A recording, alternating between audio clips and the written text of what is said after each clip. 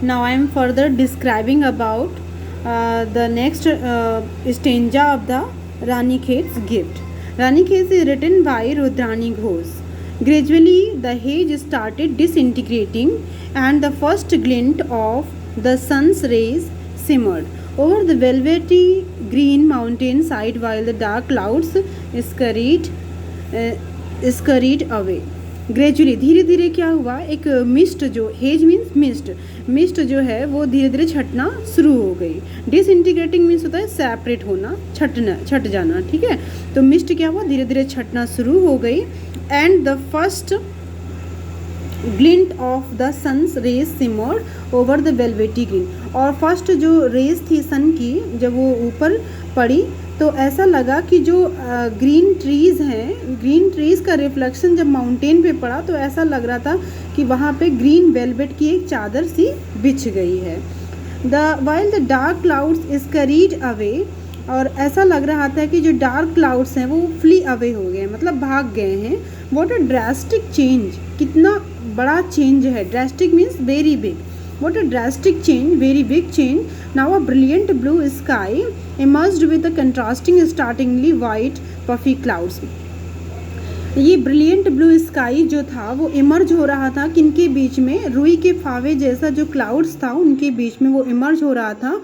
और this is the contrasting startlingly white puffy clouds. ठीक है, ये कंट्रास्ट था कि एक तरफ क्लाउड भी था और दूसरी तरफ क्लाउड के बीच में वो ब्रिलियंट ब्लू स्काई इमर्ज हो रहा था.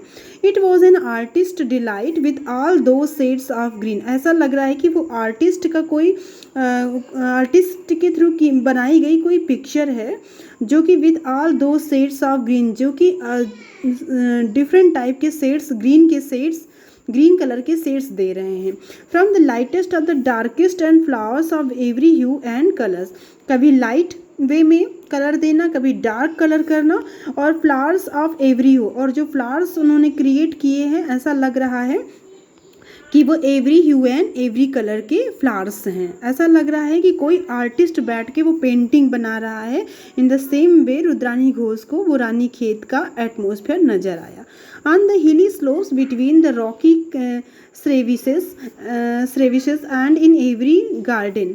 और ऑन द हिली स्लोप्स के बीच में एक रॉकी मतलब चट्टानों की एक दरार सी बन गई है. ऐसा लग रहा है कि वो गार्डन है. There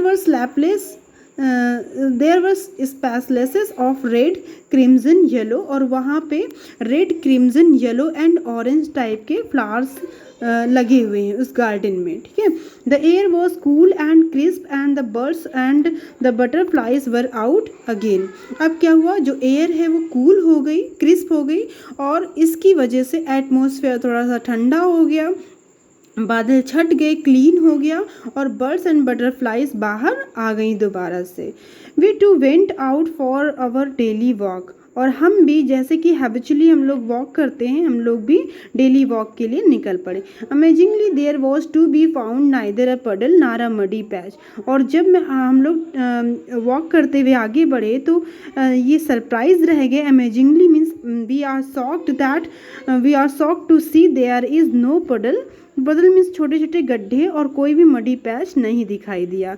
the soil being rocky and sandy either dried easily or the water made. ऐसा लग रहा था कि जो वहाँ की सॉइल है वो रॉकी, या तो रॉकी होगी मीन्स चट्टान की होगी, या तो सैंडी, या तो बलवी होगी. ठीक है, either dried easily or the, या तो बहुत ईजी वे में वो ड्राई हो जाती है, or the water made its way down hill.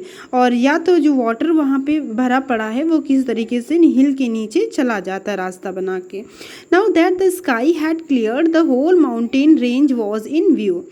अब क्या हुआ, स्काई पूरी तरीके से क्लियर हो गया. The whole mountain range was in view. A full 180 degree stretch of snow clad mountains gleamed the glistened in the last rays of the सन.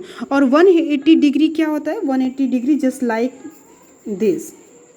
ठीक है, ये 180 डिग्री है. और ऐसा लग रहा था कि दूर तक जो माउंटेन्स नज़र नहीं आ रहे थे, अब वो माउंटेन्स हमें फैले हुए नज़र आते हैं जिस पे स्नो क्लैड मतलब स्नो कवर है, ठीक है, स्नो कवर है, और वो साइन कर रहे हैं किससे? The last rays of the sun, जो लास्ट रेस सन की पड़ रही है, जो सन की लास्ट चमक पड़ रही है, उनसे वो जो माउंटेन्स हैं वो साइन कर रहे हैं। We stood mesmerized as the reflection of the setting sun on the snow seemed to set the whole range ablaze. We stood mesmerized means we are very enchanting, means we are very attracted. हम स्तब्ध भरे नज़रों से उसे देखते रहे, खड़े होके मंत्र, मिसमेराइज्ड मीन्स होता है मंत्रमुग्ध होना, ठीक है। तो हम क्या हुए, बहुत मंत्रमुग्ध होकर उसे देखने लगे। The reflection of the setting sun, किसका रिफ्लेक्शन था? डूबते हुए सन का रिफ्लेक्शन कैसे स्नो पर पड़ रहा था और कैसे वो चमक रही थी। The orange glow began to spread and smeared itself on the surrounding clouds. Smeared means होता है स्प्रेड ओवर अ सरफेस, ठीक है। और ऐसा लग रहा था कि जो ऑरेंज मतलब जो लास्ट सन की रेस है वो ऑरेंज कलर की हो गई है और वो पूरी सरफेस में फैल गई है। Surroundings cloud slowly yet steadily mingling with the darkness at night as night gradually let down her curtains. ऐसा लग रहा था कि वो जो ऑरेंज कलर का है, मतलब जो लास्ट का सन रेज है वो पूरी तरीके से पूरे सरफेस में फैल गया है और बादलों के बीच में घिरता हुआ स्लोली येट स्टेडली मिंगलिंग वो मिक्स हो गया है और वहाँ पे डार्कनेस हो गई है। एज नाइट ग्रेजुअली, और इट सीम्स दैट कि धीरे धीरे नाइट जो है ग्रेजुअली धीरे धीरे आती जा रही है और वो अपने पर्दे को बिखेरती जा रही है। We hurried home to find there was a power cut, और हम जल्दी से घर की तरफ दौड़े कि so that we can see that कि there was a power cut, ठीक है, we can check it.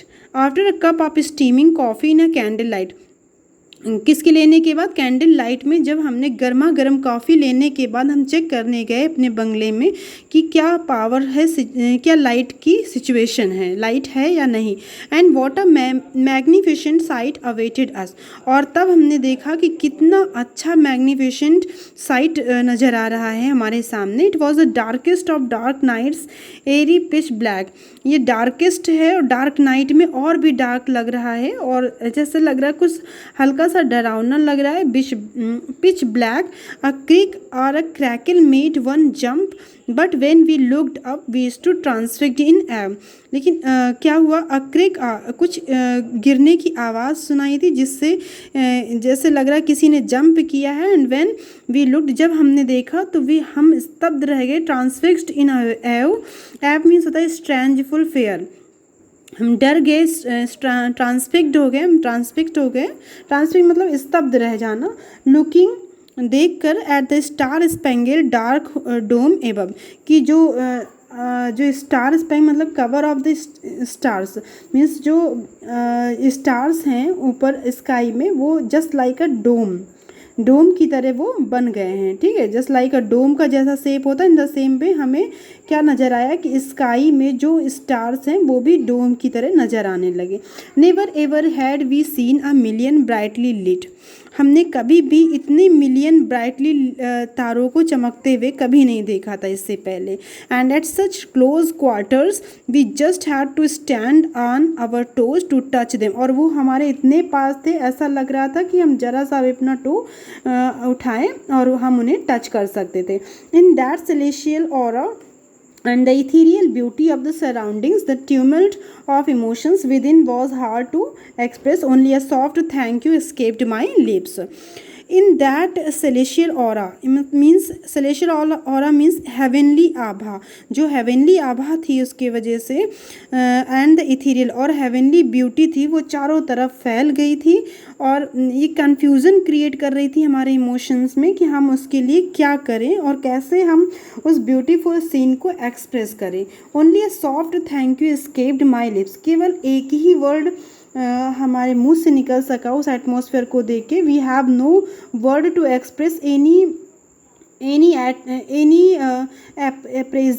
appraisal word in the appraisal of atmosphere. So only one word we can express here, thank you escaped my lips. मेरे lips से केवल एक ही word निकल सका जो उन सारी चीज़ों को एक्सप्रेस कर सके और वो वर्ड कौन सा था? Thank you. This is written by Rudrani Ghosh. यहाँ पे रुद्रानी घोष ने पूरी ही नेचर को पर्सोनीफाई किया है, पर्सोनीफाई करने की कोशिश की है और उन्होंने अपने पॉइंट्स ऑफ व्यू से उस नेचर को एक्सप्रेस किया है। एक एक उसका उन्होंने साइट वे दिखाया है कि कैसे हम in front of our eyes we can imagine it. Okay, thank you so much for watching this video. Please subscribe my channel.